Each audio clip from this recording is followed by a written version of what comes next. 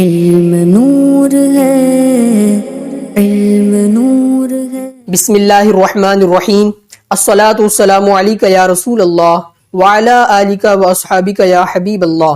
نصاب الصرف سبق نمبر 6، فعل کی اقسام کا بیان۔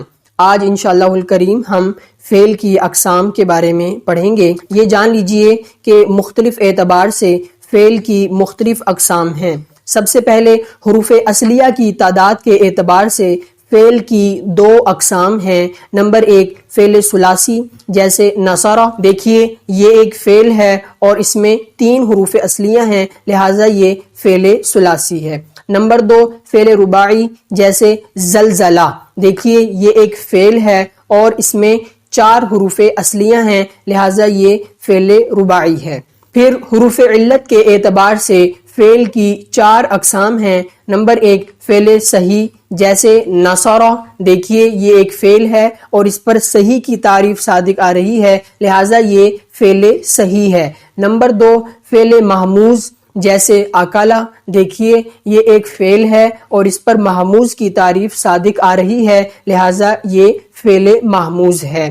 نمبر 3 فعل مضاعف، جیسے فرّ، دیکھیے یہ ایک فعل ہے اور اس پر مضاعف کی تعریف صادق آ رہی ہے، لہٰذا یہ فعل مضاعف ہے۔ نمبر 4 فعل معطل، جیسے قولا، دیکھیے یہ ایک فعل ہے اور اس پر معطل کی تعریف بھی صادق آتی ہے۔ معطل وہ کلمہ ہے جس میں حروف علت موجود ہوں۔ پھر زمانہ کے اعتبار سے فعل کی 3 قسمیں ہیں۔ نمبر 1 فعل ماضی، نمبر 2 فعل مضارع، نمبر 3 فعل امر۔ فعل ماضی کسے کہتے ہیں؟ تو فعل ماضی وہ فعل ہے جو گزشتہ زمانہ یعنی گزرے ہوئے زمانے میں کسی کام کے ہونے پر دلالت کرے، جیسے نصر، مدد کی اس ایک مرد نے، یعنی گزشتہ زمانہ میں مدد کی اس ایک مرد نے۔ نمبر 2 فعل مضارع۔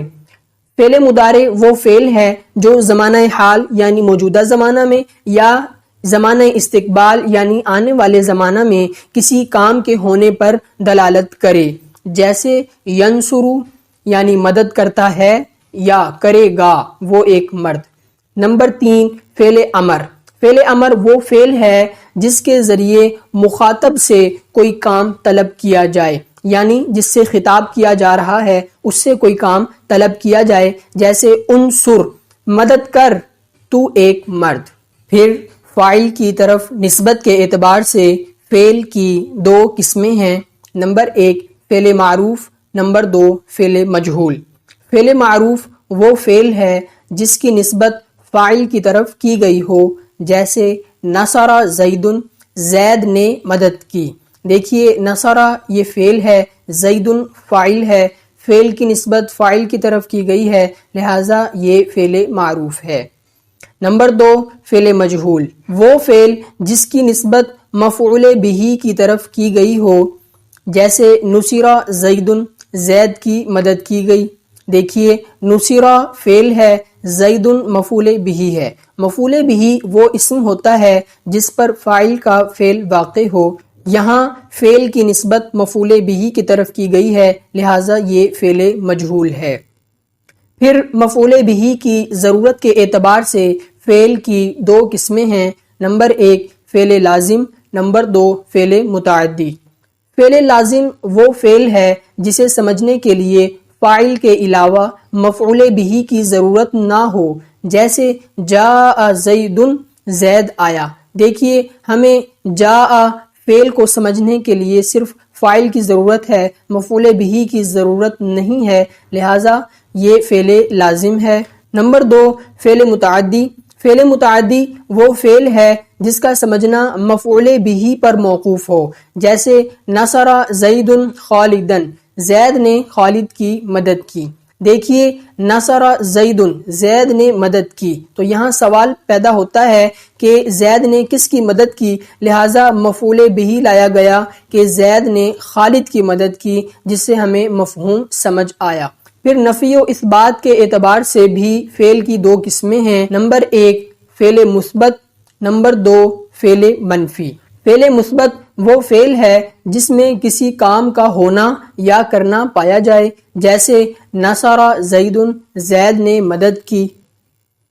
نمبر 2 فعل منفی وہ فعل جس میں کسی کام کا نہ ہونا یا نہ کرنا پایا جائے، جیسے ما نصر زید، زید نے مدد نہیں کی۔ الحمدللہ سبق نمبر 6 مکمل ہوا۔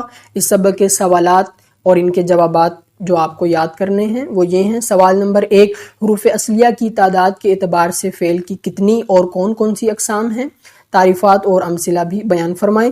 نمبر 2، حروف علت کے اعتبار سے فعل کی کتنی اور کون کون سی اقسام ہیں؟ تعریفات و امثلہ بیان کیجیے۔ نمبر 3، مع تعریفات و امثلہ بتائیں کہ زمانے کے اعتبار سے فعل کی کتنی اور کون کون سی اقسام ہیں۔ سوال نمبر 4، فاعل کی طرف نسبت کے اعتبار سے فعل کی کتنی اور کون کون سی اقسام ہیں؟ تعریفات و امثلہ بھی بیان کریں۔ نمبر 5، مفعول بہ کی ضرورت کے اعتبار سے فعل کی اقسام کو مع تعریفات و امثلہ رنگ بیان سے مزین فرمائیں۔ نمبر 6، نفی و اثبات کے اعتبار سے فعل کی کتنی اور کون کون سی اقسام ہیں؟ مع تعریفات و امثلہ سپرد نوک زبان کیجیے۔ اگلے سبق تک کے لیے اجازت دیجیے۔ اللہ حافظ۔